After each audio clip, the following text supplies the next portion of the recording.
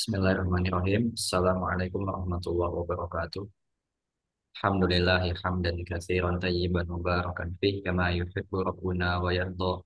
Wa asyhadu an la ilaha illallah wahdahu la syarikalah wa asyhadu anna Muhammadan abduhu wa rasuluh. Allahumma shalli wa sallim ala nabiyyina Muhammad wa ala alihi wa ashabihi wa man tabi'ahum bi ihsanin ila yaumiddin. Baik, para ikhwah dan akhwat jamaah Bumiku Mengaji yang semoga Allah muliakan. Alhamdulillah kita bersyukur kepada Allah Subhanahu wa taala atas limpahan hidayah serta rahmatnya pada kita semuanya sehingga kita masih diberikan kemudahan dan nikmatnya untuk bisa kembali berjumpa bersama dalam ruang Zoom meeting online Bumiku Mengaji bersama untuk mengkaji kembali kitab Taujihat Islamiyah atau bimbingan Islam untuk pribadi dan masyarakat bersama guru kita Ustaz Ahmad Zainuddin Hafizahullah Ta'ala. Alhamdulillah beliau sudah hadir bersama kita. Kami ucapkan terima kasih jazakallahu khairan kepada Ustaz yang telah meluangkan waktunya untuk kita semuanya. Kemudian kami ucapkan pula terima kasih kepada para ikhwah dan akhwat yang berpartisipasi bersama kita pada malam hari ini. Semoga Allah memberikan tambahan ilmu yang bermanfaat untuk kita semuanya. Amin. Baik, informasi mengenai kajian kita seperti biasa, nanti di akhir akan ada sesi tanya jawab. Bagi jamaah yang ingin bertanya langsung kepada Ustadz bisa menekan tombol raise hand untuk nanti kami izinkan bertanya langsung kepada Ustadz atau jika ingin dibacakan pertanyaannya bisa dituliskan di kolom chat dan dikirimkan kepada kami. Baik, mari sama-sama kita bersiap menyimak apa yang akan disampaikan oleh Ustadz. Kita siapkan catatan kita dan waktu tempat kami persilakan untuk Ustadz. Afadhol ya Ustadz. Barakallahu. Assalamualaikum warahmatullahi wabarakatuh. Bismillahirrahmanirrahim. Innal hamdalillah nahmaduhu wa nasta'inuhu wa nastaghfiruh wa na'udzu billahi min shururi anfusina wa sayyiati a'malina. Man yahdihillahu fala mudilla lah wa man yudlil fala hadiya lah. Wa ashhadu an la ilaha illallah wahdahu la syarika lah wa ashhadu anna Muhammadan abduhu wa rasuluh. يا أيها الذين آمنوا اتقوا الله حق تقاته ولا تموتن إلا وأنتم مسلمون. يا أيها الناس اتقوا ربكم الذي خلقكم من نفس واحدة وخلق منها زوجها وبث منهما رجالا كثيرا ونساء. فاتقوا الله الذي تساءلون به والأرحام إن الله كان عليكم رقيبا. يا أيها الذين آمنوا اتقوا الله وقولوا قولا سديدا يصلح لكم أعمالكم ويغفر لكم ذنوبكم ومن يطع الله ورسوله فقد فاز فوزا عظيما. أما بعد فإن أصدق الحديث كتاب الله وأحسن الهدي هدي محمد صلى الله عليه وعلى آله وسلم وشر الأمور محدثاتها وكل محدثة بدعة وكل بدعة ضلالة وكل ضلالة في النار. Alhamdulillah kita bersyukur pada Allah Subhanahu wa taala pada hari ini, hari Jumat 13 Jumadil Ula 1446 Hijriah bertepatan dengan 15 November 2024.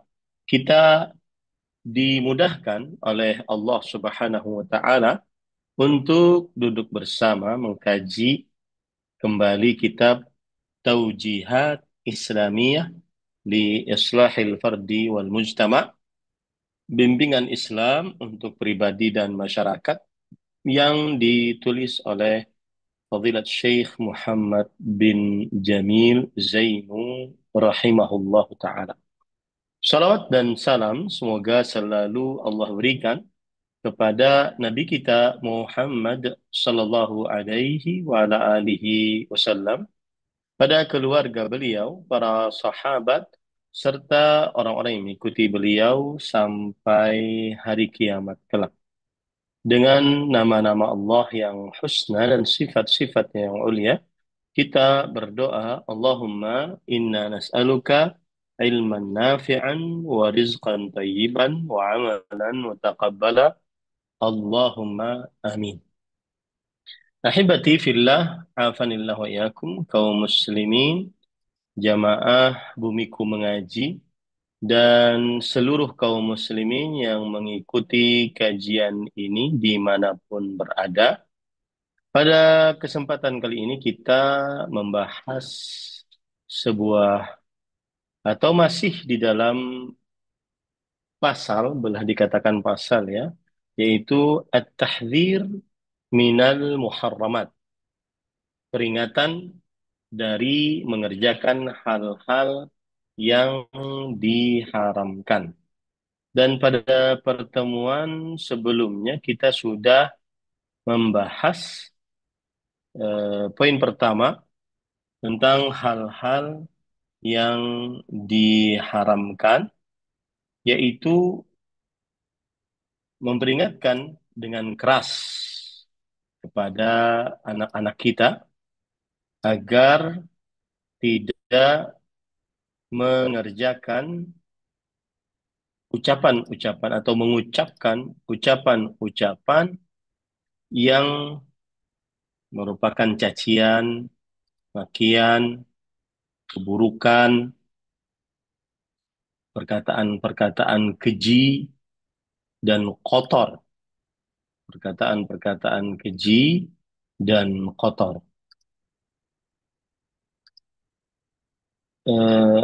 Ibu-ibu, saudari-saudari muslimah, bapak-bapak, saudara-saudara muslim, jamaah bumiku mengaji, yang semoga selalu Allah Subhanahu wa taala berikan afiat kepadanya, maka kita harus menjauhkan anak-anak kita dari perkataan kasar, kotor, keji dan buruk, karena Rasul Shallallahu Alaihi wa ala alihi Wasallam bersabda, "Laisal mu'min bitta'an walal la'an walal fahishil badi." Bukanlah orang yang beriman itu berkata kasar, berkata kotor, atau berkata keji. Kemudian juga di dalam poin yang pertama ini disebutkan oleh penulis bahwa agar menjauhi hal-hal yang merupakan kekufuran, terutama dengan lisan. Hal-hal yang merupakan kekufuran, terutama dengan lisan. Maka ini wajib untuk dijauhi. Jangan sampai seseorang untuk mengerjakannya. Kemudian yang kedua yang sudah kita pelajari bahwa kita harus menjauhkan anak-anak kita dari judi dengan segala macam bentuknya. Terutama di zaman sekarang, judi ini jadi seakan-akan subhanallah, pembicaraan beliau ini seakan-akan eh, sangat cocok dibicarakan di zaman sekarang, karena memang seseorang eh,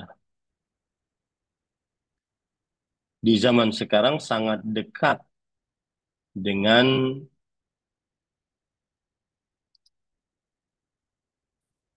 judi, judi online, ya, sangat dekat dengan judi, dan judi-judi tersebut adalah judi-judi online. Maka para ikhwah yang dirahmati oleh Allah Subhanahu wa taala, hendaknya seseorang menjauhkan anaknya dari perbuatan-perbuatan judi tersebut sehingga dia tidak melakukannya.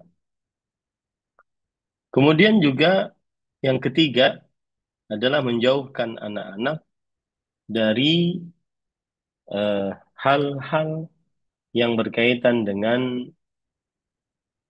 eh, syahwat yang diharamkan. Hal-hal yang berkaitan dengan syahwat yang haram. Baik itu majalah-majalah dewasa ataupun film-film yang berkaitan dengan film-film kotor, keji, ataupun foto-foto di zaman sekarang dengan foto-foto yang sangat keji dan kotor. Dengan foto-foto yang sangat keji dan kotor. Kemudian yang keempat adalah menjauhkan anak dari merokok. Yang mana sudah kita jelaskan merokok hukumnya haram karena menghancurkan diri sendiri, membuat bahaya untuk diri sendiri dan orang lain. Sekarang kita masuk kepada poin yang kelima. Penulis mengatakan ta'widul awladi as-sidqa qawlan wa amalan bi'alla nakdhib alaihim walau mazihin wa idza wa'adnahum falnufi biwa'dina wa fil hadithi ayatul munafiqi thalathun idza haddatha kadzab wa idza wa'ada akhlaf wa idza tumina khan. Muttafaqun alaih. Yang kelima adalah membiasakan kepada anak berkata jujur, ya, berkata jujur dan tidak berbuat dusta walaupun dalam keadaan bercanda. Dan apabila kita berjanji, maka hendaklah kita tepati janji tersebut. Sebagaimana Rasul Shallallahu Alaihi Wasallam bersabda tentang orang munafik. Tiga tanda orang munafik. Yang pertama, jika berbicara dusta, jika berjanji mengingkari, jika diberi amanat berkhianat.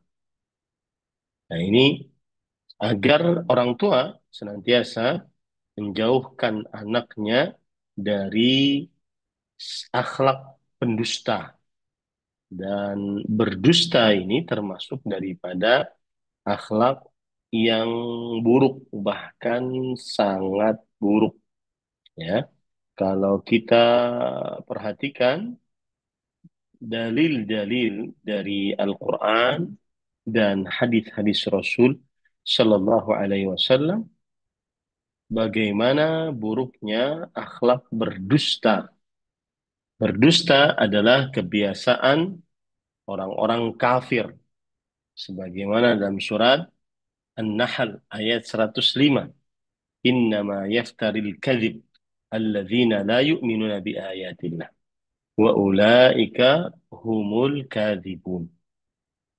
Sesungguhnya membuat kedustaan atas Allah dan Rasul-Nya makhluk-makhluk yang terburuk yang tidak beriman kepada tanda-tanda kekuasaan Allah. Siapa mereka? Yaitu orang-orang kafir, orang-orang ateis yang senantiasa mereka memang sudah terkenal sebagai para pendusta. Maka berdusta, berbohong adalah kebiasaan orang-orang kafir, orang-orang ateis yang tidak beriman kepada Allah dan Rasul-Nya salawatu rabbi wa salamuhu wa barakatuhu alaih. Begitu juga Allah berfirman dalam surat Al-Jathiyah ayat 7. Wailul likulli affakin athim. Neraka wail, yaitu kecelakaan dan siksa bagi setiap yang affak. Affak adalah kadzab fi maqalih. Seorang tukang dusta di dalam ucapannya. Athim artinya adalah selalu melaksanakan perbuatan eh, ke kedosaan, maksiat di dalam perbuatan-perbuatan. Ini semua ayat-ayat yang menunjukkan bahwa berdusta adalah diharamkan dan sangat tercela dalam agama Islam. Maka jauhkan, didik anak-anak kita agar menjauhi perbuatan dusta, tidak jujur. Dan dusta adalah kebiasaan syaitan. Kebiasaan syaitan. Allah berfirman dalam surat Asy-Syu'ara ayat 221 sampai 223. Hal unabbi'ukum ala man tanazzalu syayatin.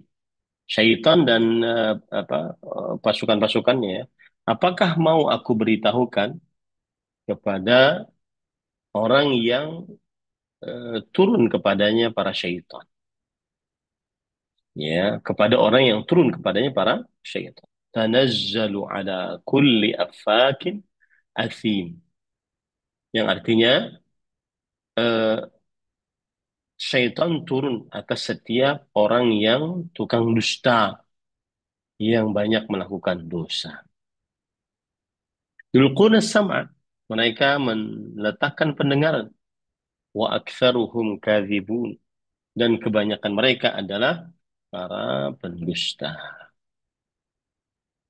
Dan juga orang-orang munafik. Dusta adalah kebiasaan orang-orang munafik sebagaimana disebutkan oleh Allah dalam surah An-Nur ayat 11 sampai 13. Innal ladzina ja'u bil ifqi usbatum minkum la tahsabuhu syarran lakum. Sesungguhnya orang-orang yang datang dengan kedustaan adalah sekelompok dari kalian. Janganlah kalian kira itu buruk bagi kalian. Bal huwa khairul lakum. Tetapi sebenarnya kedustaan yang mereka lakukan itu baik bagi kalian, buruk bagi mereka, baik bagi kalian. Likulli imri'in minhum maktasaba minal its. Setiap orang dari mereka akan mendapatkan apa yang ia lakukan dari dosa. Ini menunjukkan bahwa kebiasaan orang-orang munafik adalah berdusta. Maka jauhkanlah anak-anak kita dari tidak jujur, berdusta. Allah berfirman dalam surat Al-Hasyr ayat 11 sampai 12. Alam tara ila alladhina nafaqu yaquluna li ikhwanihim alladhina kafaru la in ukhrijtum lanakhrujanna ma'akum wa la nuti'u fikum ahadan abada wa in qutiltum lanansurannakum wallahu yashhadu innahum lakadzibun. Apakah kamu tidak melihat kepada orang-orang munafik yang mengatakan kepada kawan-kawannya dari orang-orang kafir ahlul kitab, jika kalian dikeluarkan, diusir, maka kami akan keluar bersama kalian. Jika dan kami tidak taat di tengah-tengah kalian kepada seorang pun selamanya. Jika kalian diperangi, kami akan membela kalian. Allah menyaksikan sesungguhnya mereka adalah benar-benar pendusta, orang-orang yang berdusta. Nah, ini dalil dari Al-Quran tentang buruknya dusta. Maka salah satu hal yang diharamkan terhadap anak kita dan kita memperingatkan keras agar mereka tidak berdusta. Di antaranya juga dari hadis Rasul Shallallahu Alaihi Wasallam, riwayat Imam Muslim, wa ma yazalu rajul yakdzib wa yataharral kadhib hatta yuktaba 'inda Allahi kadzaban. Yang artinya masih saja seseorang berdusta dan selalu berdusta sampai ditulis oleh Allah Subhanahu wa taala dia adalah tukang dusta. Nah, kemudian dalam hadis yang diriwayatkan oleh Imam Bukhari dari Samurah bin Jundub radhiyallahu an, "Ra'aitu rajulaini atayani." Aku pernah melihat dua orang, kedua-duanya mendatangiku. Qala, lalu kedua-duanya berkata, "Ra'aitahu yushaqqu sidquh." فكذاب يكذب بالكذبة تحمل عنه حتى تبلغ الآفاق فيصنع به إلى يوم القيامة. Engkau telah melihat orang yang disiksa, yushakku sidquhu, yaitu ini syirk, ditarik ujung bibirnya. Maka dia adalah tukang dusta yang berdusta dengan sebuah kata dusta, lalu dustanya tersebut sampai kepada afak, seluruh dunia, seluruh penjuru bumi, maka diberlakukan kepadanya sampai hari kiamat. Nah ini para ikhwan yang dirahmati oleh Allah Subhanahu wa ta'ala. Jadi ajari anak-anak kita agar menjauhi dusta. Dusta itu tercela bagi orang beriman. Kemudian dalam hadis yang lain riwayat Imam Tirmidzi, wa innal kadhiba ribah. Sesungguhnya dusta itu mendatangkan keragu-raguan. Orang yang suka berdusta susah untuk diterima perkataannya setelah berdustanya. Dan kalau kita perhatikan perkataan para ulama salaf tentang dusta adalah Abu Bakar As-Siddiq radhiyallahu anhu. Beliau pernah mengatakan, iyyakum wal kadhib, fa innal kadhib mujanibul iman. Jauhi oleh kalian dusta. Sesungguhnya dusta menjauhkan dari keimanan. Umar bin Khattab radhiyallahu anhu mengatakan, la an yadha'ani as-sidq wa qalla ma yaf'al ahabbu ilayya min an yarfa'ani al-kadhib wa qalla ma yaf'al. Yang artinya, sungguh aku direndahkan dengan kejujuran dan sedikit hal itu terjadi. Lebih aku cintai daripada aku diangkat oleh kedustaan, dan sangat sedikit terjadi. Sungguh aku direndahkan oleh kejujuran, meskipun itu sedikit terjadi, maka lebih aku cintai dibandingkan aku diangkat derajatku oleh kedustaan, meskipun itu sangat sedikit terjadi. Kemudian pada ikhwan dirahmati oleh Allah Subhanahu wa taala. Bahkan menurut Umar bin Khattab radhiyallahu an, berdusta walaupun bercanda tidak diperbolehkan. Umar bin Khattab radhiyallahu anhu berkata, la yajidu 'abdun haqiqatal iman hatta yada'al mira'a wa huwa muhiq. Tidak akan seorang hamba mendapati hakikat keimanan sampai ia meninggalkan perdebatan meskipun dia benar. Wa yada'al kadhiba fil muzah, sampai ia juga meninggalkan dusta walaupun dalam bercanda. Wa huwa yara annahu law sya'ada ghalab. Dan dia menganggap kalau dia ingin, dia bisa saja mengalahkannya.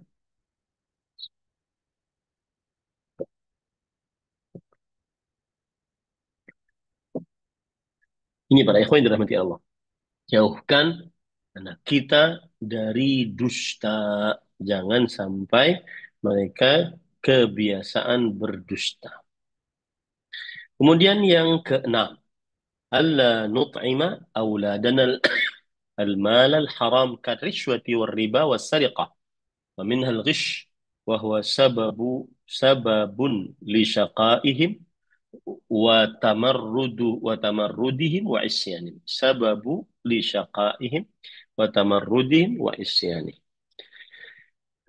Hal yang terlarang untuk anak kita adalah kita tidak memakani mereka dengan harta yang haram. Artinya, makanan yang kita sediakan untuk mereka hendaknya dijauhkan di sumbernya dari yang haram. Seperti sogok menyogok, riba, mencuri, dan juga menipu. Karena perbuatan itu sebab kesengsaraan anak-anak, sebab kenakalan mereka, sebab mereka tidak taat bermaksiat kepada Allah Subhanahu wa taala. Para ikhwan yang dirahmati oleh Allah Subhanahu wa taala. Nah, kemudian para ikhwah yang dirahmati oleh Allah Subhanahu wa taala, jadi kita wajib untuk menjauhkan anak-anak kita dari harta yang haram. Dan ada kisah-kisah menarik dari para ulama salaf tentang harta haram. Di antaranya yaitu Abu Bakar As-Siddiq radhiyallahu anhu. Ya, beliau menjauhi berbuat apa namanya harta yang haram. Beliau menjauhi harta yang haram. Seperti misalkan beliau pernah diberi makanan oleh budaknya. Kemudian setelah beliau makan makanan tersebut, maka Abu Bakar As-Siddiq beliau bertanya, makanan itu dari mana? Maka sang budak menjawab, kuntu takahantu fil jahiliyah. Aku di masa jahiliyah melakukan perbuatan meramal. Lalu kemudian setelah itu ramalanku benar. Akhirnya inilah upahnya, yaitu diberikan uang kemudian aku belikan makan. Maka para ikhwan yang dirahmati oleh Allah Subhanahu wa taala, fa'adkhala Abu Bakrin yadahu faqa'a kulla syai'in fi batnih. Allah. Abu Bakar As-Siddiq memasukkan tangannya ke dalam mulut. Maka akhirnya dia memuntahkan apapun yang ada dalam perutnya.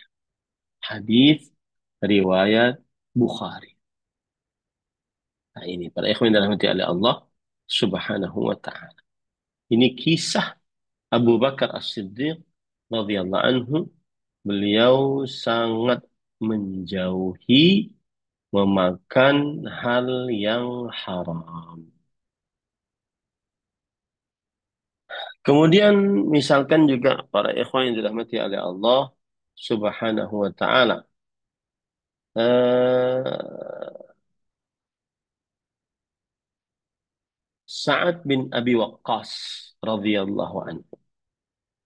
Sa'ad bin Abi Waqqas adalah seorang sahabat Nabi yang sangat menjauhi makan yang haram.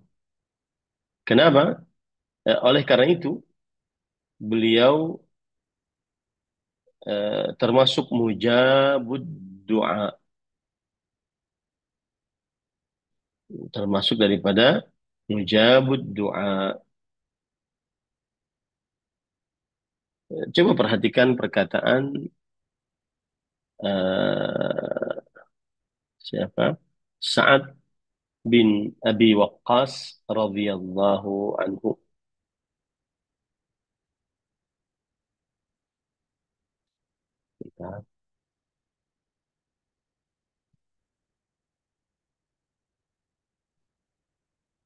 Bahwa Rasul Shallallahu Alaihi wa ala alihi Wasallam pernah bersabda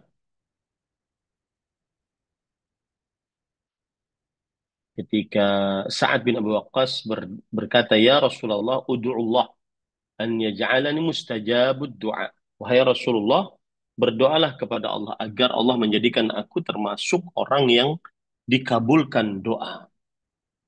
Kemudian Rasul Shallallahu Alaihi Wasallam bersabda, Ya Sa'ad, wahai Sa'ad, atib mat'amak tustajab da'watuk. Wahai Sa'ad, makanlah yang baik, doamu dikabulkan. Walladhi nafsi biyadih, inna rajula la yaqdhifu luqmatal haram min jawfihi ma yataqabbalu minhu arba'ina yawman wa ayyuma 'abdin nabata lahmuhu minas suht war riba fannaru aula bih. Demi jiwaku yang berada di tangannya. Di sini Rasulullah SAW bersumpah, sesungguhnya seseorang masukkan satu suapan yang haram ke dalam mulutnya, Allah tidak menerimanya darinya 40 hari.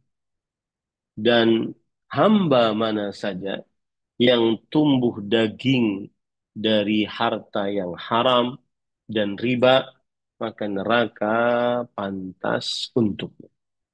Neraka pantas untuknya. Nah, ini menunjukkan bahwa para ulama salaf sangat menjauhi hal-hal yang diharamkan, ya, hal-hal yang diharamkan atau makan yang diharamkan. Ada lagi perkataan Wahab ibn Munabbih rahimahullah eh, tentang makan yang haram. Beliau berkata,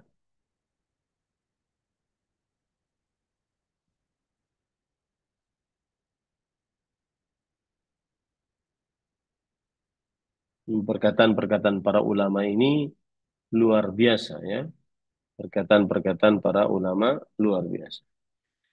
Di antaranya yaitu perkataan Wahab ibn Munabbih,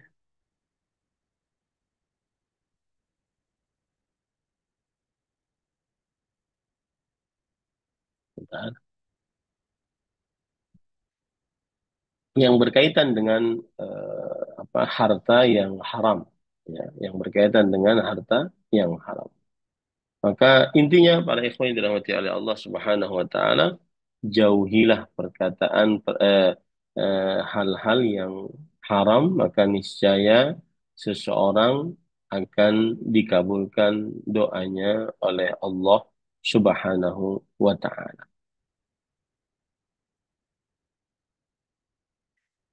Nah,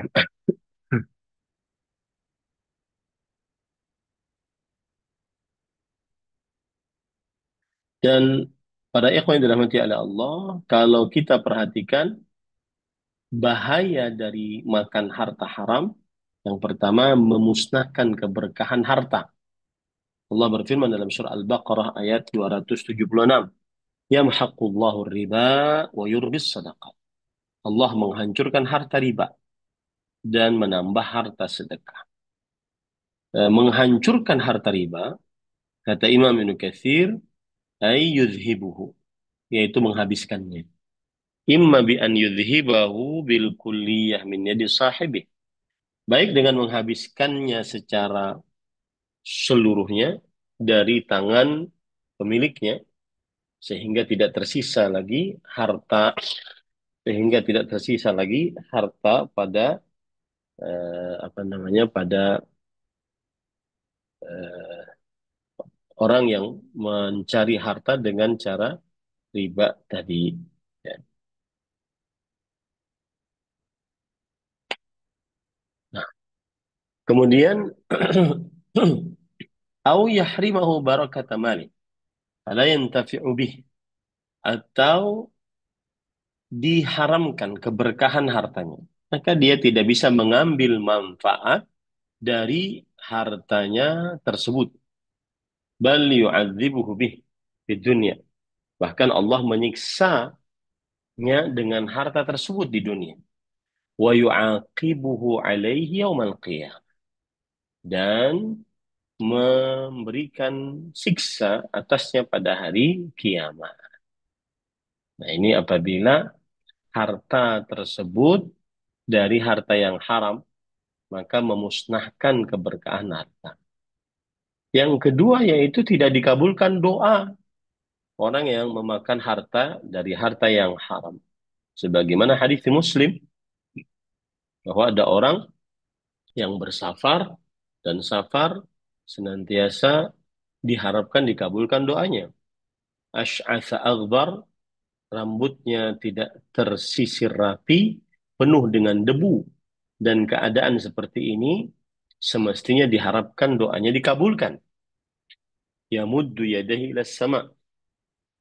Dia mengangkat kedua tangannya ke langit dan berkata, Ya Rabbi, Ya Rabbi. Dia mengatakan, wahai Rabbku, wahai Rabbku. Ini juga diharapkan doanya dikabulkan karena dia bertawassul dengan nama-nama Allah.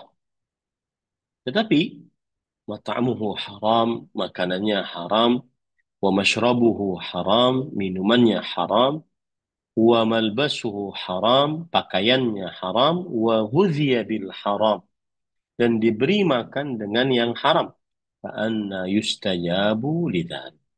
Maka eh, bagaimana akan dikabulkan untuk hal tersebut? Ini bahayanya makan harta yang haram.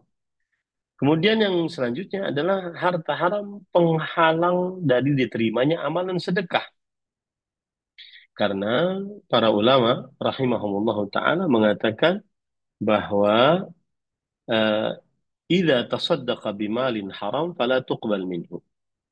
Jika dia bersedekah dengan harta yang haram maka tidak terima darinya. Li'annal harama waqa'a fi 'ainil ibadah. Karena yang haram terletak pada zat ibadah tersebut. Ya. Kemudian para ikhwah, orang yang hidup dari harta yang haram maka terutama riba, maka hidupnya terlaknat, diusir dari rahmat Allah, dijauhkan dari rahmat. Seperti dalam hadis riwayat Muslim, la'ana lu'ina akilur riba wa mukiluhu wa katibuhu wa syahidai. Atau la'ana akilar riba wa mukilahu wa katibahu wa syahidai. Wa qala hum sawa. Nabi Muhammad SAW melaknat pemakan harta riba, yang menjadi wakil dari harta riba, yang menjadi penulis harta riba, dan yang menjadi kedua saksi dari harta riba.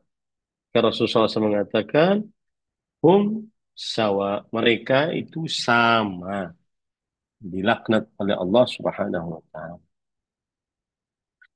Nah, ini para ikhwan yang dirahmati oleh Allah. Maka tugas kita para orang tua menjauhkan anak-anak kita dari harta yang haram. Kemudian yang ketujuh, adamu du'a alal aulad bil halaki wal ghadab. Lianna du'a qad yustajabu bil khair wal syar. وربما يزيد ضلالا والأفضل أن نقول للولد أصلحك الله. Tidak mendoakan keburukan atas anak dengan keburukan, kemurkaan. Karena doa terkadang dikabulkan. Baik dengan doa kebaikan atau doa keburukan. Dan terkadang bertambah kepada mereka kesesatan. Maka yang paling afdal adalah mendoakan anak dengan kebaikan seperti ucapan Aslahakallah. Semoga Allah Subhanahu wa taala memperbaikimu, ya. Dan Rasul Shallallahu alaihi wa ala alihi wasallam mengatakan bahwa tidak boleh mendoakan atas apa keburukan atas eh, anak, ya, keburukan atas anak. Di antara dalil yang menunjukkan akan hal itu adalah hadis riwayat Imam Abu Dawud. La tad'u ala anfusikum. Jangan kalian berdoa keburukan atas diri kalian. Wala tad'u ala auladikum. Dan jangan kalian berdoa keburukan atas anak-anak kalian. Wala tad'u ala khad khadamikum. Jangan kalian doakan keburukan atas pembantu-pembantu kalian. Wala tad'u ala amwalikum. Jangan kalian doakan keburukan atas harta-harta kalian. La tuwafiqu minallahi sa'ata nailin fiha ata fayastajibu lakum atau fayastajiba lakum. Tidaklah bertepatan dari Allah waktu dikabulkan di dalamnya permintaan, maka Allah Subhanahu wa taala mengabulkan bagi kalian. Maka ini hati-hati, jangan sampai mendoakan keburukan atas anak. Ya, mendoakan keburukan atas anak.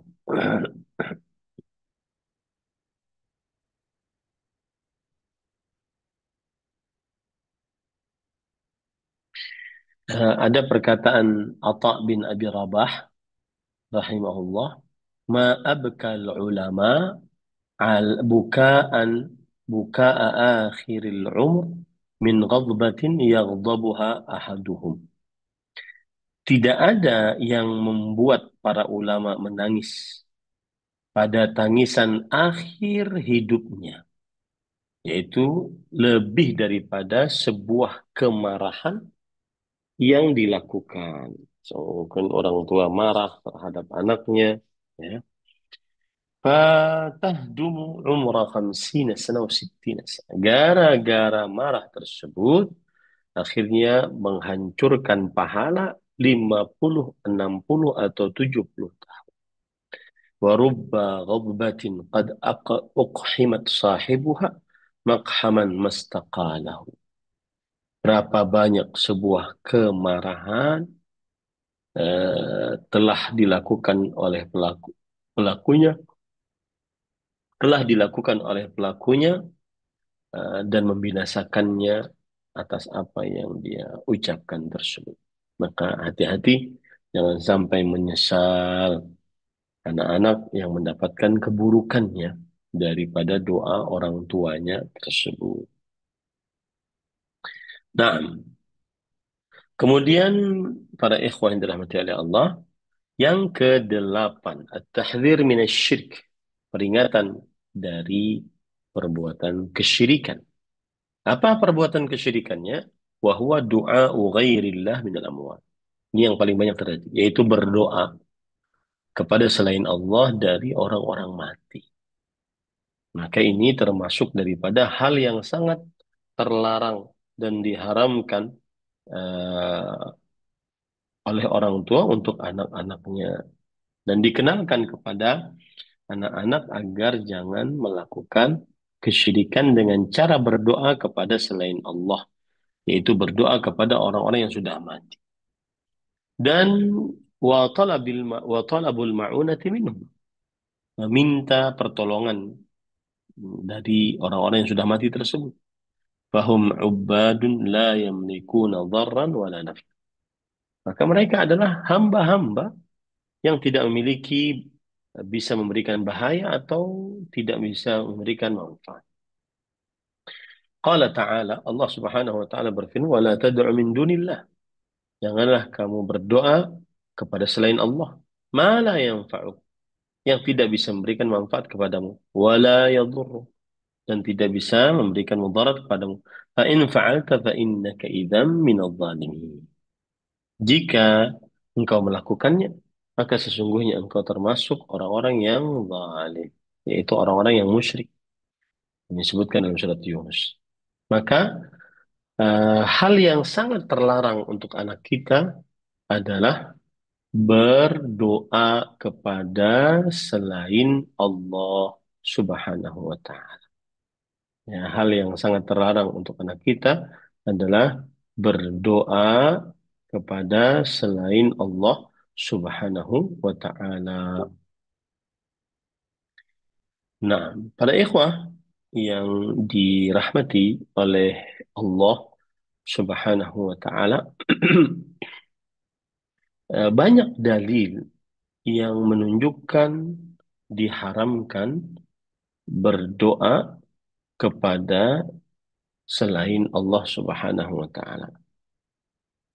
Di antara dalil-dalil yang menunjukkan haramnya berdoa kepada selain Allah Subhanahu wa Ta'ala dari Al-Qur'an, di antaranya adalah surat Yunus ayat 106.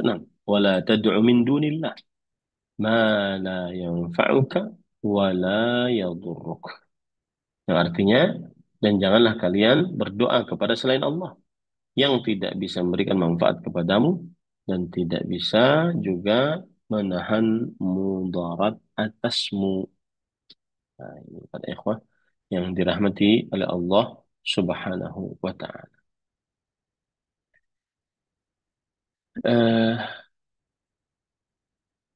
Di antara dalilnya juga adalah ayat-ayat yang menunjukkan bahwa Allah memerintahkan kita berdoa kepada Allah semata. Tiada sekutu bagi Allah Subhanahu wa taala, ya. Di antaranya adalah Allah berfirman pada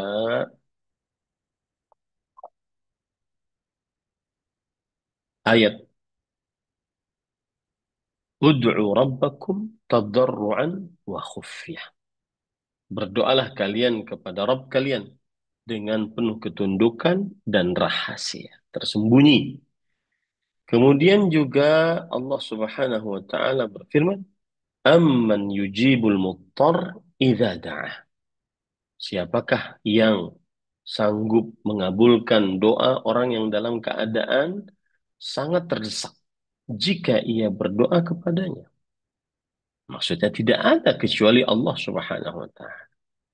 Allah juga berfirman, "Wa idza sa'alaka 'ibadi 'anni fa inni qarib." Jika hamba-hambaku bertanya kepadaku tentang aku, maka sesungguhnya aku dekat.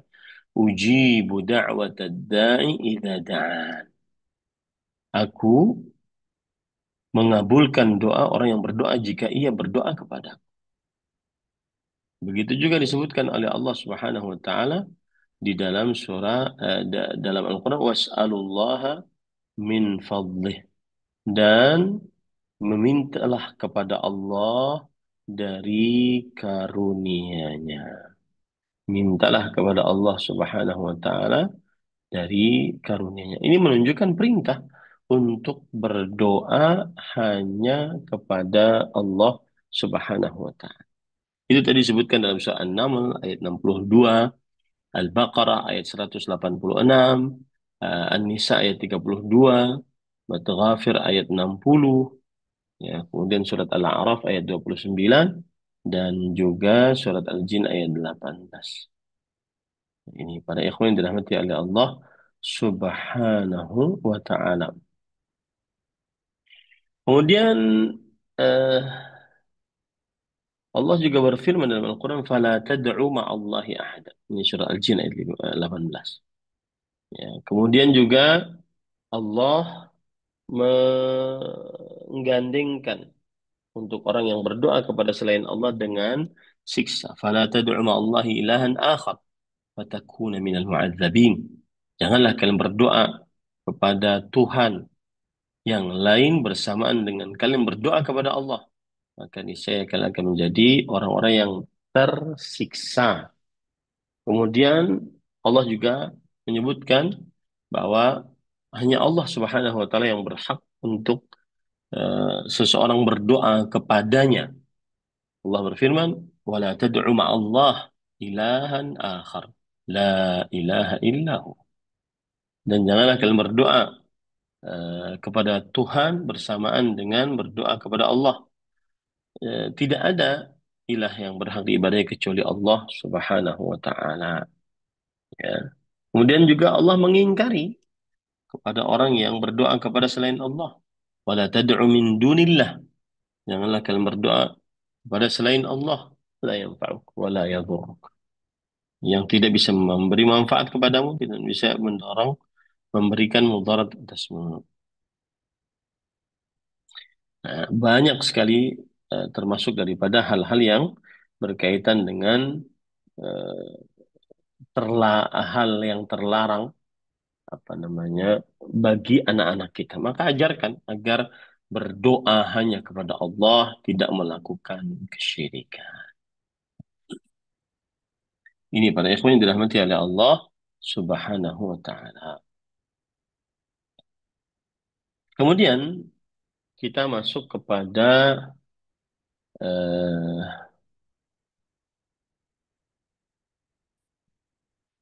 perkataan penulis as-sitru wal hijab, ketertutupan dan hijab.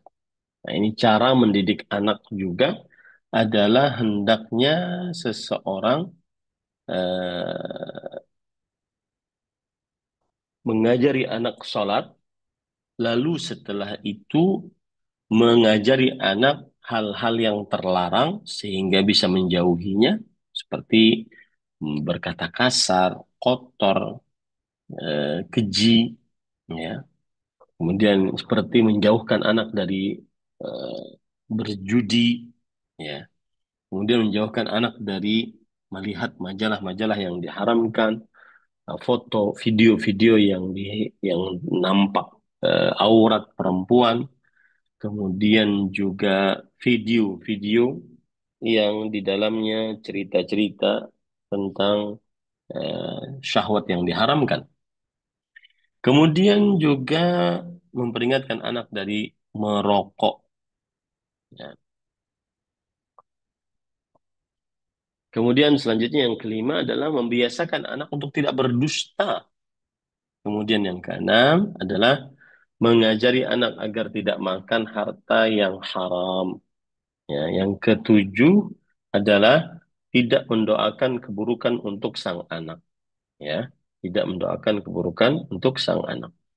Kemudian yang kedelapan, yang terakhir tadi sudah kita bahas, yaitu menjauhkan anak, memperingatkan anak agar tidak melakukan kesyirikan, ya, dengan cara berdoa kepada selain Allah Subhanahu wa taala.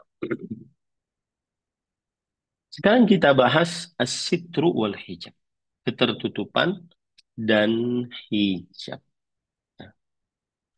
Para ikhwan yang dirahmati oleh Allah, penulis berkata, "Targhibul binti fi sitr منذ الصغر litaltazimahu fil kibar." Menganjurkan bagi anak kecil di dalam ketertutupan dari mulai kecil sampai dia melaziminya sampai dewasa, maka jangan falanul bisuhal qasira minats thiyab. Jangan kita pakaikan kepada mereka pakaian yang pendek. Walal bintal wal qamis bimufradihima li'annahu tashabbuhun birrijal wal kuffar. Dan tidak memakai celana, tidak memakai kaos, ya, sendiri, tidak satu kesatuan seperti ada gamis itu. Karena itu berarti menyerupakan diri dengan para lelaki dan juga menyerupakan diri dengan orang-orang kafir. Eh, Wasabbaba li fitnati syabab wal ighraq.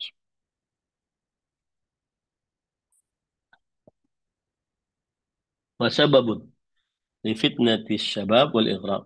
Dan inilah penyebab sehingga para pemuda tergelincir, ya. Wa alaina an na'muraha bi wad'i mandil ay ghita ala ra'siha منذ السابع min umriha. Dan kita eh, mengajak atau memerintahkan anak-anak perempuan agar meletakkan penutup di atas kepalanya dari mulai umur 7 tahun dari umurnya. Ya, jadi kalau sudah umur 7 tahun, umur mumayyiz itu pakai khimar, yaitu penutup kepala. Bi wa bitaghtiyati wajhiha indal wulugh, dan ditutup wajahnya saat sudah baligh.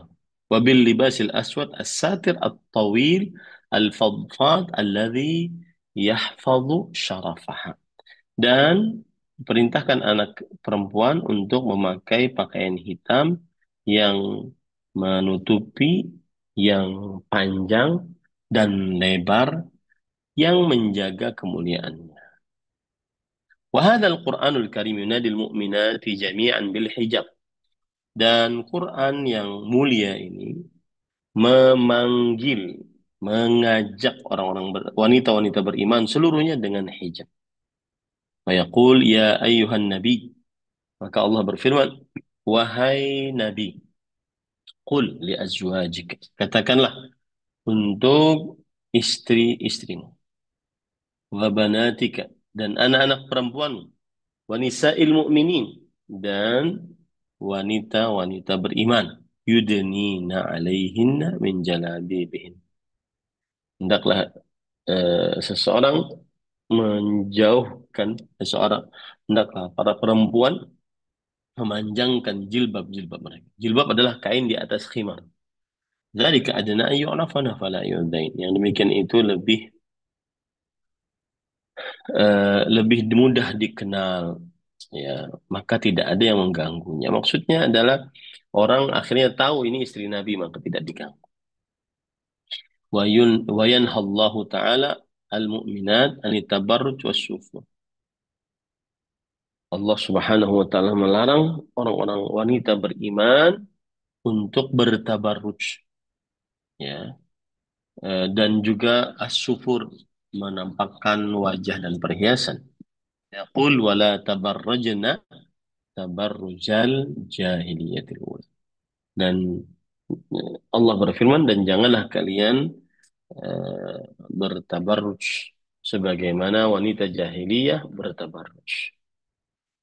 Sekarang kita akan bahas tentang tabarruj ini. Tapi waktunya tidak cukup, ya. Insya Allah Ta'ala kita bahas pada pertemuan yang akan datang. Mohon diingatkan bahwa kita berhenti pada tentang ketertutupan dan hijab. Insya Allah Ta'ala pada pertemuan yang akan datang kita akan bahas tentang at-tabarruj, ya, tentang tabarruj, yaitu seorang perempuan menampakkan kecantikan wajahnya, keindahan rambutnya, kemulusan kulitnya, perhiasannya, make upnya, kemolekan tubuhnya di hadapan laki-laki yang bukan mahramnya. Wallahu a'lam. Kita akan bahas pada pertemuan yang akan datang. Silahkan jika ada yang ingin ditanyakan. Nah, Baik, jazakallah khairan Ustaz atas materi yang disampaikan pada kita semua. Semoga bermanfaat untuk kita semuanya.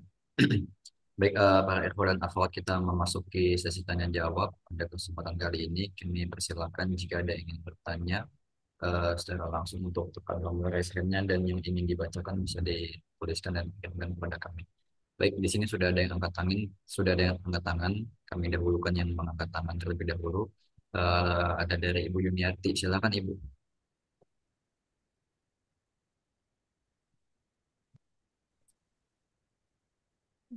Assalamualaikum warahmatullahi wabarakatuh, Pak Ustadz. Waalaikumsalam warahmatullahi wabarakatuh. Eh, Semoga Pak Ustadz selalu dalam lindungan Allah Subhanahu wa Ta'ala, selalu dalam keadaan sehat. Eh, Amin. ya Rabbal Alamin. Dan saya izin bertanya Pak Ustadz, dengan wanita melepas jilbab, tetapi misalnya kita menginap di rumah orang, nah di rumah saudara atau di rumah orang lain. Misalnya kita suka berpakaiannya melepas jilbab ya Pak Ustadz ya.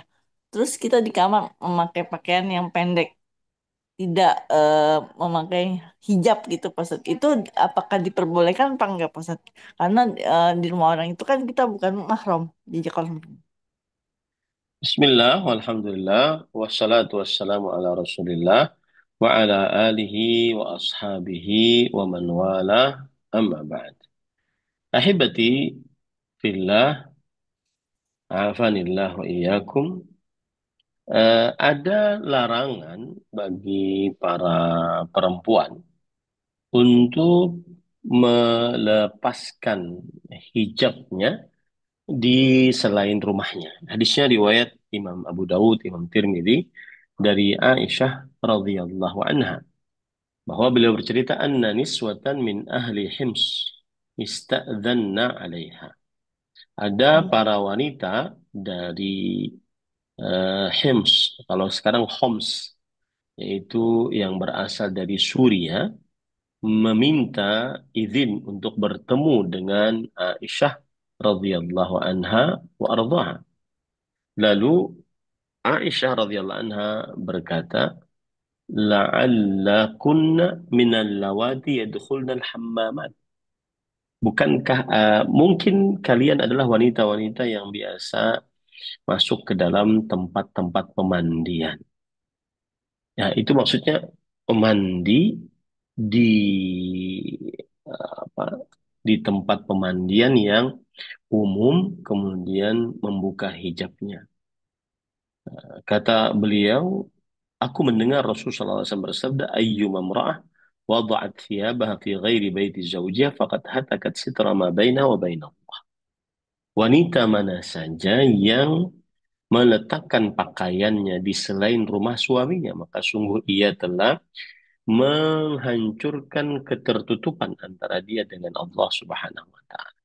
Hadis ini menunjukkan bahwa diharamkannya melepas seorang wanita melepaskan pakaiannya di selain rumahnya. Dan yang dimaksud akan hal itu adalah jika ia melepaskan pakaiannya di tempat yang tidak aman dari orang yang melihatnya dari laki-laki yang bukan mahramnya, atau dikhawatirkan terjadi fitnah, yaitu hal-hal yang merupakan eh, keburukan ataupun sangkaan-sangkaan atau hal-hal yang dikhawatirkan terperosok ke dalam perbuatan yang diharamkan. Berkata para ulama bahwa yang dimaksud dengan meletakkan pakaiannya di selain rumah suaminya adalah kiasan, yaitu dia membuka auratnya di hadapan laki-laki yang bukan mahramnya. Dan yang dimaksud dengan Allah Subhanahu wa taala menghancurkan ketertutupan antara dia dengan Allah Azza wa Jal karena Allah Subhanahu wa taala menurunkan pakaian untuk menutup auratnya dan ia adalah pakaian ketakwaan. Nah, apabila dia membuka di hadapan laki-laki yang bukan mahramnya, memperlihatkan aurat di hadapan laki-laki yang bukan mahramnya, maka berarti dia sudah menghilangkan ketertutupan tersebut. Dan siapa yang menghilangkan ketertutupan tersebut berarti dia tidak terjaga kemaluannya, kesuciannya, sebagaimana dia sudah menghilangkan ketertutupannya tersebut dari manusia. Wal jaza min jinsil amal, dan ganjaran dari sesuai dengan jenis perbuatan. Jadi intinya jika membuka pakaian di rumah selain rumah suaminya dan dikhawatirkan ada laki-laki lain yang bukan mahramnya melihatnya, maka tidak diperbolehkan perbuatan tersebut. Wallahu alam. Nah, Ya Ustaz, jadi kalau atas jawabannya. Assalamualaikum warahmatullahi wabarakatuh. Assalamualaikum. Baik, jazakallah khairan Ustaz atas jawabannya wa ahsanallahu ilaik. Kita lanjutkan ke penanya berikutnya yang sudah angkat tangan, Bapak Abi Yahya. Silakan Bapak.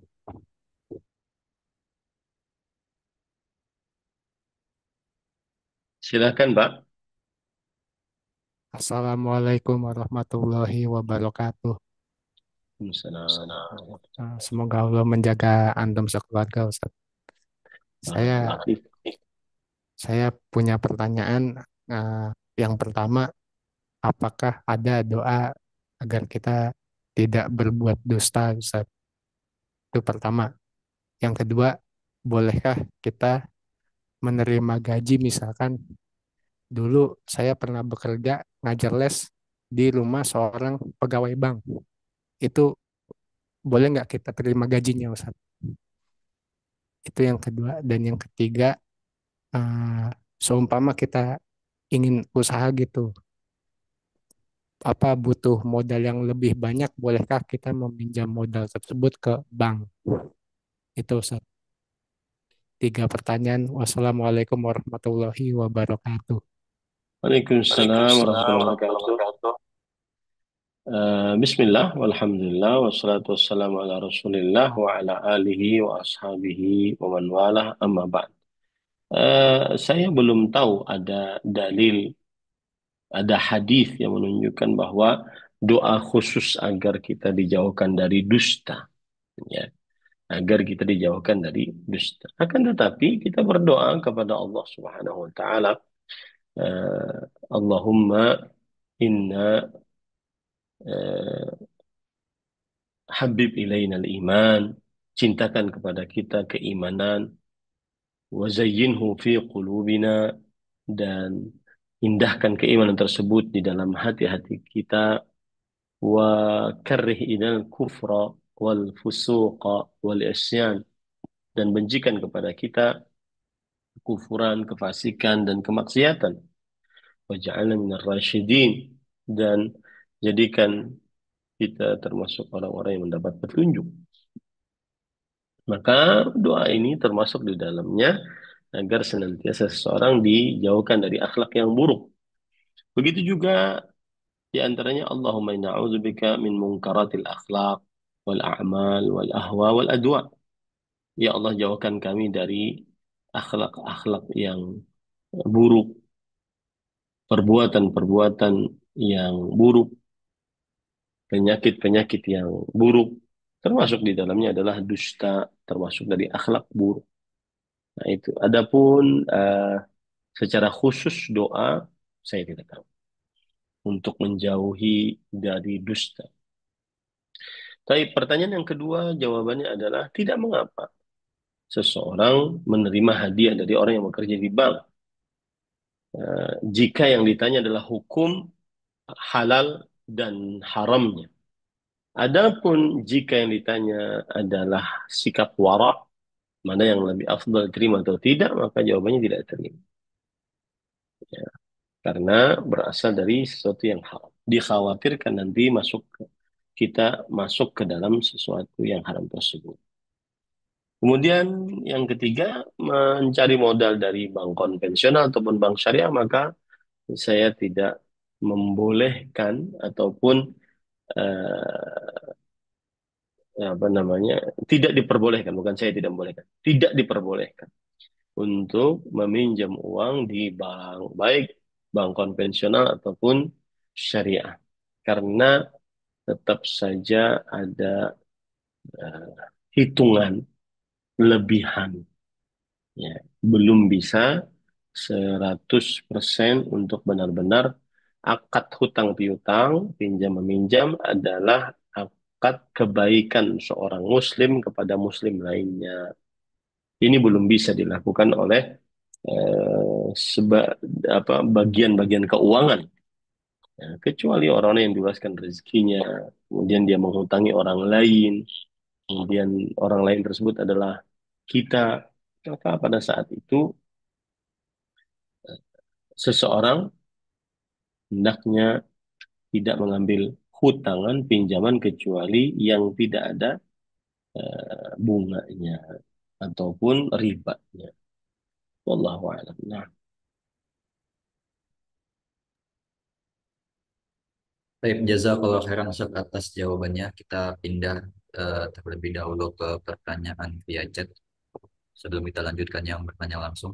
Baik, ada pertanyaan Ustaz dari salah satu jemaah kita. Eh, Beliau mengatakan, Assalamualaikum Ustaz. Saya mau tanya pertanyaan yang pertama. Apabila seorang anak hanya mengingatkan ibu atau bapak untuk sholat fardu ataupun menutup aurat ataupun mengingatkan agar orang tua untuk tidak melakukan kemungkaran dengan cara yang baik, namun orang tua tersebut malah membentak anaknya dan mendoakan buruk untuk anaknya. Apakah orang tua tersebut telah zalim kepada anaknya? eh, yang saya pahami dari pertanyaannya adalah orang tua membentak anaknya karena sang anak memberi nasihat. Maka jawabannya adalah iya, sang orang tua melakukan perbuatan yang tidak selayaknya dilakukan oleh orang tua karena sudah membentak anaknya yang menasihatinya dalam kebaikan. Dan tetapi sang anak hendaknya dia eh, bersabar dengan keadaan orang tuanya, ya, bersabar dengan keadaan orang tuanya. Wallahu a'lam. Baik, pertanyaan yang kedua, Ustaz. Apakah saya kalau sholat fardu berjamaah di masjid dengan niat karena Allah dan ingin mengejar keutamaan sholat fardu berjamaah di masjid, apakah ini niat yang salah? Eh, Tidak, dua-duanya benar. Tidak mengapa seseorang berniat karena Allah atau tidak mengapa seseorang ingin mendapatkan pahala dari eh, pahala saf pertama ketika seseorang pergi ke masjid. Karena pahala-pahala tersebut disediakan oleh Allah untuk agar seseorang semangat beribadah kepada Allah Subhanahu wa taala. Wallahu a'lam. Tip jazakallah khairan Ustaz atas jawabannya. Wa ahsanallahu ilaik. Kita lanjutkan ke penanya berikutnya yang sudah angkat tangan. Saudari Afifah atau Ibu Afifah, silakan Ibu. Assalamualaikum warahmatullahi wabarakatuh. Waalaikumsalam warahmatullahi.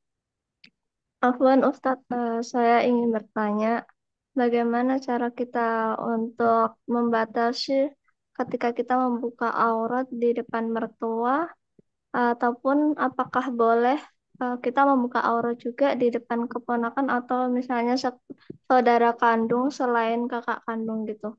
Gimana, apakah boleh kita membuka aurat itu atau kita tetap harus menutup aurat secara sempurna kecuali di depan suami sendiri?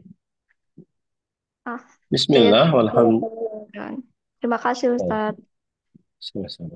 Bismillah, walhamdulillah, wassalatu wassalamu ala rasulillah, wa ala alihi wa ashabihi wa man wala amma ba'd. Seorang wanita muslimah ada 3 keadaan yang berkaitan dengan auratnya. Aurat seorang wanita muslimah di hadapan laki-laki yang bukan mahramnya. Kemudian yang kedua, aurat seorang wanita muslimah di hadapan laki-laki yang merupakan mahramnya. Yang ketiga, aurat seorang wanita muslimah di hadapan perempuan kaum muslimat. Kemudian yang keempat, aurat seorang wanita muslimah di hadapan laki-laki, di hadapan perempuan yang tidak beriman ataupun di hadapan perempuan yang tidak Islam.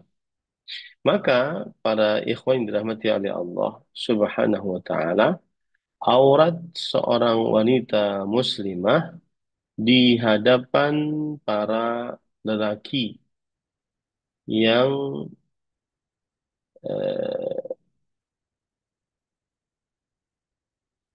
buk, apa yang bukan mahramnya, yang asing ya, maksudnya yang bukan mahramnya. Maka seluruh badannya adalah aurat di hadapan laki-laki yang asing, yang bukan mahramnya. Ya, kecuali kedua telapak tangan dan wajah. Akan tetapi wajah jika ditutupi lebih afdal. Hal ini berdasarkan firman Allah di dalam surat Al-Ahzab ayat 59. Ya ayuhan nabi qul li azwajika wa banatika wa nisa'il mu'minin yudnina 'alaihinna min jalabibihin. Wahai Nabi Muhammad sallallahu alaihi wasallam, katakanlah kepada eh, istri-istrimu, anak perempuanmu, dan seluruh wanita beriman agar mereka memanjangkan, ya, memanjangkan pakaian-pakaian mereka atau jilbab-jilbab mereka. Yang demikian itu agar lebih mudah untuk dikenal. Artinya mereka wanita muslimah yang memang pakaiannya seperti itu sehingga tidak diperlakukan seperti budak-budak. Nah, ini dalil yang menunjukkan bahwa seorang wanita muslimah jika di hadapan laki-laki yang bukan mahramnya maka menutup seluruh tubuhnya kecuali wajah dan kedua telapak tangan, tetapi wajah pun lebih afdal untuk ditutup terutama di zaman sekarang. Kemudian juga dalam surah An-Nur ayat 31, wala yubdina zinatahunna illa ma dhahara minha. ولا يبدين زينتهن إلا ما ظهر منها ولا يضربن بخمورهن على جيوبهن. Dan tidaklah seorang perempuan, dan janganlah seorang perempuan memperlihatkan perhiasannya atau keindahannya kecuali yang biasa nampak darinya. Dan hendaklah dia mengikat jilbabnya di bawah dagunya, ya, sehingga tidak nampak dari hal-hal yang ada di belakangnya. Dan wala yudina zinatahunna, janganlah para perempuan memperlihatkan keindahannya illa li bu'ulatihinna, kecuali untuk suaminya, atau abaihinna, atau bapaknya, atau abai bu'ulatihinna, atau mertua laki-lakinya, atau abnaihinna, atau anak laki-lakinya, atau abnai bu'ulatihinna, atau anak tirinya, yaitu anak suaminya, atau ikhwanihinna, atau saudara laki-lakinya, atau bani akhwanihinna, atau keponakan laki-lakinya, atau bani akhwatihinna, atau keponakan laki-laki yang merupakan anak dari saudari-saudari laki-laki, saudari-saudari perempuan maksud saya, au nisa'ihinna, au ma malakat aymanuhunna.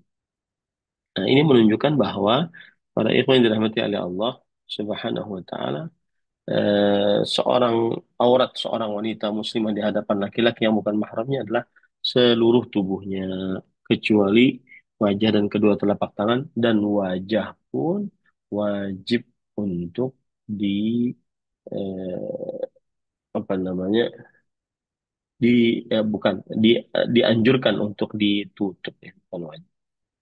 Nah, adapun aurat wanita muslimah di hadapan laki-laki yang merupakan mahramnya, wajib bagi wanita muslimah di hadapan laki-laki yang bukan mahramnya menutup seluruh tubuhnya, kecuali apa yang biasa nampak darinya, seperti leher, rambut, kedua telapak kaki, dan yang semisalnya. Maka ini tidak mengapa di hadapan laki-laki yang mahramnya, ya, wajah, kemudian tangan, kemudian siku, lengan, ya.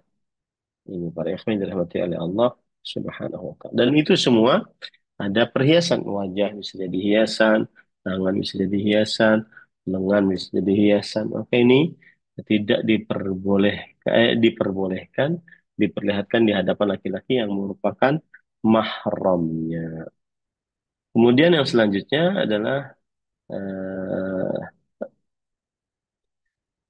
yang wajib dilakukan oleh seorang wanita di hadapan wanita muslimah. Maka para ikhwah yang dirahmati oleh Allah Subhanahu wa taala sama dengan laki-laki yang merupakan mahramnya, yaitu wajib atas wanita di hadapan wanita muslimah untuk menutup seluruh tubuhnya, kecuali yang biasa terlihat seperti leher, rambut, kedua telapak kaki, dan seterusnya. Adapun aurat wanita muslimah di hadapan wanita-wanita kafirah adalah eh, hukum wanita selain Islam sama dengan hukum wanita muslimah. Nah, seperti itu. Ya, para ikhwan yang dirahmati oleh Allah Subhanahu wa taala. Wallahu a'lam. Baik, jazakallah khairan Ustaz atas jawabannya. Kita bacakan kembali pertanyaan yang masuk di kolom chat dari Bapak Ahmad Dainuri. Afwan Ustadz, izin bertanya, disebutkan bahwa salah satu fungsi zakat mal adalah sebagai pembersih harta. Mohon dijelaskan maksudnya. Jazakumullah khairan. Eh, iya, Rasul Shallallahu Alaihi Wasallam bersabda bahwa faedah dari zakat adalah membersihkan harta. Di dalam hadis yang berbunyi,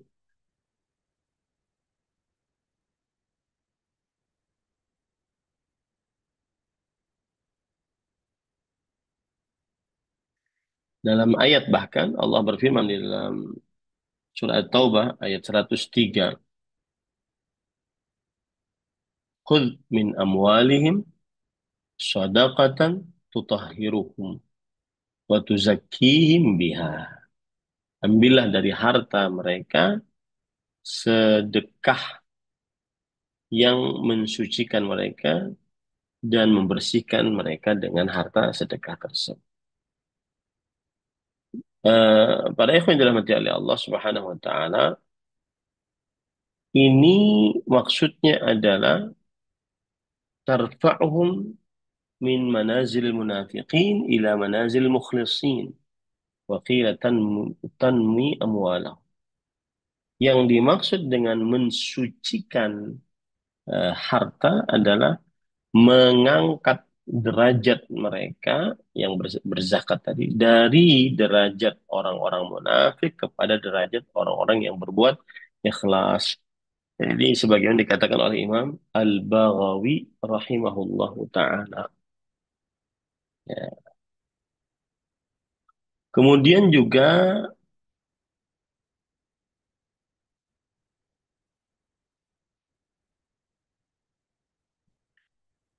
eh,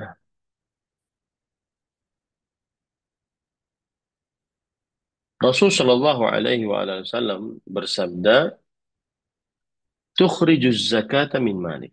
Engkau wahai bulan mengeluarkan zakat dari harta. Fa innaha tuhratun tutahhiruhu.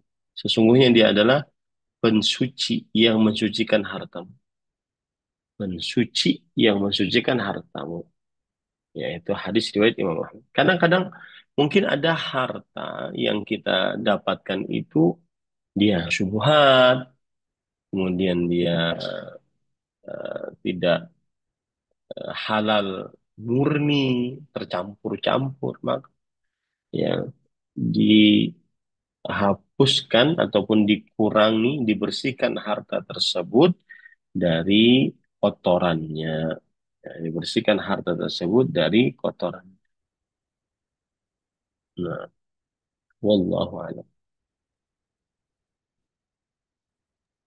Baik, jazakallah khairan Ustaz atas jawabannya. Wa ahsanallahu ilaik. Lanjutkan ke penanya yang sudah mengangkat tangan, Ummu Amar. Silakan Ummu Amar. Iya Ustadz Agung, jazakumullahu khairan. Alhamdulillah, jazakumullahu khairan Ustadz atas penjelasannya hari ini. Semoga Allah berikan keberkahan dan kemudahan serta perlindungan buat Ustadz dimanapun berada. Amin. Ustadz mohon nasihatnya, apakah bila keponakan saya sudah masuk pesantren Ustadz, ketika kita tanya-tanya, diinformasikan bahwa pesantrennya sunnah. Setelah berjalan sekarang sekitar setengah tahun, baru diketahui sepertinya tidak berindikasikan sunnah, tetapi ini baru tingkatan SMP, Ustadz. Jadi anak SD masuk pesantren. Di salah satu alasan kenapa dipilih juga karena tidak terlalu jauh dari rumah, sehingga orang tua boleh menjenguk setiap pekannya. Nah, setelah kita ketahui, Ustadz, apakah kita boleh stay di sekolah itu misalnya sampai 3 tahun karena tingkatan SMP dan baru kita pindahkan nanti setingkat SMA. Karena ini juga keterbatasan orang tua bila ditaruh jauh dari rumah. Karena kebetulan ibunya punya sakit yang cukup parah sehingga ayahnya harus mengurusi ibunya juga. Mohon nasihatnya Ustadz. Jazakumullahu khairan. Bismillah, walhamdulillah, wassalatu wassalamu ala rasulillah wa ala alihi wa ashabihi wa man walah amma ba'd. Apabila seorang anak sekolah atau nyantri di pesantren yang tidak nyunnah, ya istilahnya begitu ya, tidak mengajarkan sunnah Rasul Sallallahu Alaihi Wasallam, tidak bermanhaj salaf, tidak mengagungkan perkara akidah, mengajari tauhid yang benar, menjauhkan diri dari kesyirikan, mengajari perbuatan sunnah, menjauhkan diri dari bid'ah, maka yang seperti ini seharusnya tidak boleh seorang muslim untuk dia memasukkan anaknya ke dalam pesantren tersebut. Asal hukumnya seperti itu. Nah, tetapi yang jadi masalah sekarang anak ini sudah masuk. Nah, maka asal hukumnya dipindahkan semestinya. Tapi tentunya memindahkan susah. Apalagi tadi ada ibu sakit dan seterusnya. Maka nasihat saya adalah eh, sebagaimana kita sudah memasukkan dia ke tempat yang dikira tidak mengajari akidah yang benar, ibadah sesuai dengan sunnah, maka pada saat itu kita wajib untuk mengajarinya dan menjaga akidahnya saat dia bertemu dengan kita, baik pengunjungan, penjengukan, ataupun saat libur. Jika memang tidak ada opsi untuk dipindah. Tetapi saya nasihatkan lebih baik dia dipindah karena 3 tahun bisa-bisa sangat membekas dari apa namanya apa yang diajarkan selama 3 tahun tersebut. Padahal yang diajarkan mungkin berupa penyimpangan-penyimpangan, ya, perbuatan bid'ah ataupun yang merusak akidah. Wallahu a'lam. Nah, Iya Ustaz, Masya Allah. Jazakumullahu khairan Ustaz. Pertanyaan kedua, masih boleh Ustaz? silahkan Ibu. Iya. Assalamualaikum warahmatullahi wabarakatuh. Ustadz mohon nasihatnya ketika misalnya ada selebaran di grup, tolong account YouTube ini dikasih subscribe atau jempol. Dan kita diminta untuk menyebarkannya kepada yang lain. Di situ ditulis tujuannya untuk mencari income. Artinya dengan jumlah tertentu eh, account tersebut akan mendapatkan uang. Nah, sebagaimana sedikit yang kami ketahui bahwa setiap iklan di YouTube itu pasti ada musiknya, Ustaz. Dan apalagi kami yang ada di Amerika, iklan-iklan yang lewat juga pastinya uh, bertentangan dengan Islam, Ustaz. Jadi, apakah yang harus saya lakukan? Apakah cuma stop saja dan diam? Apakah juga bisa memberitahu bahwa jangan disebarkan karena begini dan begitu? Mohon pandangan dari Ustaz. Jazakallahu khairan. Bismillah, walhamdulillah, wassalatu wassalamu ala rasulillah. Asal hukum mencari atau monetize atau AdSense dengan iklan yang ada dari YouTube, maka dijauhi. Karena sebagaimana disebutkan tadi, ada aurat perempuan, ada musik. Nah, ini cara mencari harta dengan yang diharamkan, ya. Kecuali apabila dia bisa membatasi apa yang dia ingin bolehkan iklan masuk ke dalam videonya. Dan saya dengar-dengar dari beberapa YouTubers bahwa pembatasan pun sangat sulit. Makanya sebagian ulama kontemporer tidak mengizinkan. Ya, wallahu alam. Nah, Iya, Ustaz. Jadi sebaiknya kita tidak usah meneruskan. Dan apakah Ustaz mau nasihatnya di sini, apakah kita boleh bilang sama orang yang men-share ke kita, sebaiknya tidak perlu disebarkan lagi? Atau bagaimana Ustaz cara mereplainya? tidak disebarkan. Kemudian jika memang bisa menasihati dengan ilmu, maka lebih baik dia dinasihati. Seperti Iya, misalkan Ustaz. ada fatwa para ulama yang kontemporer, kalau saya tidak salah ingat ada fatwa dari Syekh Profesor Dr. Sulaiman bin Salimillah Ruhaili, salah satu guru besar akidah di Masjid Nabawi dan juga di imam dan khatib di Masjid Quba. Dan beliau salah satu ulama fikih yang terkenal. Maka beliau tidak membolehkan kecuali dengan syarat yang saya sebutkan tadi. Wallahu a'lam. Iya, Ustaz. Alhamdulillah. Jazakumullahu khairan, Ustaz. Barakallah.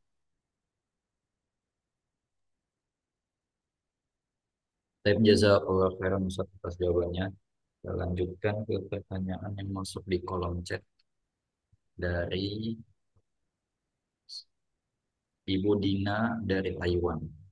Izin bertanya Ustaz, bagaimana tata cara sholat taubat? Bismillah, walhamdulillah, wassalatu wassalamu ala rasulillah wa ala alihi wa ashabihi wa man wala amma ba'd. Ada hadis dari Abu Bakar As-Siddiq radhiyallahu an tentang salat taubat, bahwa Abu Bakar As-Siddiq radhiyallahu anhu beliau meriwayatkan dari Rasulullah sallallahu alaihi wasallam, "Ma min 'abdin yudhnibu dzanban." Tidaklah seorang hamba melakukan sebuah dosa fayuhsinu tuhur, lalu dia memperbaiki tata cara bersucinya, baik itu mandi besar atau dia berwudu. Maksudnya setelah itu dia berwudu, setelah berdosa dia berwudu atau dia mandi besar, thumma yakum fayusalli raka'atain. Lalu dia bangun mendirikan sholat 2 rakaat. Thumma yastaghfirullah. Kemudian setelah itu dia beristighfar kepada Allah, illa ghafarallahu lah. Melainkan Allah akan mengampuni dosa-dosanya. Nah, hadis ini yang disebut oleh para ulama sebagai hadis sholat taubat. Nah, caranya dia mengambil air wudhu, lalu dia sholat, setelah sholat beristighfar, memohon ampun kepada Allah SWT. Kapan waktunya? Ya, tidak disebutkan. Waktunya adalah setelah dia berdosa. Tidak siang, pagi, siang, sore, malam, setelah dia berdosa. Ya, wallahu a'lam. Cukup kiranya Ustaz, karena sudah setengah 11 di sini lewat. Baik, Ustaz. Kalau dirasa sudah cukup, kita waktunya sudah habis, maka kita cukupkan sampai sini Ustaz. Jazakallahu khairan atas ilmu yang diberikan kepada kita semuanya dan juga jawaban-jawaban dari pertanyaan yang ada. Semoga Allah memberkahi Ustaz dan juga keluarga dan semoga Allah memberikan tambahan kebaikan untuk kita semuanya. Kami mohon maaf jika ada kesalahan sikap atau perkataan dari tim untuk mengaji dan semoga Allah mudahkan untuk jumpa lagi pada pertemuan berikutnya. Wassalamualaikum ala nabiyina Muhammad alhamdulillahi rabbil alamin subhanakallahumma wa bihamdika asyhadu an la ilaha illa anta astaghfiruka wa atubu ilaik. Assalamualaikum warahmatullahi wabarakatuh. Jazakallahu khairan. Waalaikumsalam. Barakallahu fiik. Barakallahu fiik. Barakallahu fiik.